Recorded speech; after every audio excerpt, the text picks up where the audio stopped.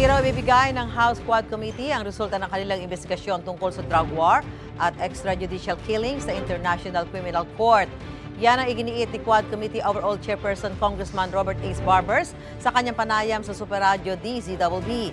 Hindi na raw kasi miyembro ng ICC ang Pilipinas. Alinsunod din daw ito sa paninindigan ni Pangulong Bongbong Marcos na hindi tutulong ang bansa sa investigasyon ng ICC. Para lang daw ito sa pakinabang ng Pilipinas at ipapasa lang nila ang report sa Department of Justice. Noong nakaraang Miyerkules nang irekomenda ng komite na kasuhan sina dating Pangulong Rodrigo Duterte, Senador Bato de la Rosa at Bongo at ilang pang dating opisyal ng pulisya dahil sa kanilang papel umano sa drug war. Handa raw humarap sa reklamo si de la Rosa habang ipauubayan na nigo ito sa korte. Sinisika pa namin kuna ng pahayag ang iba pang pinakakasuhan.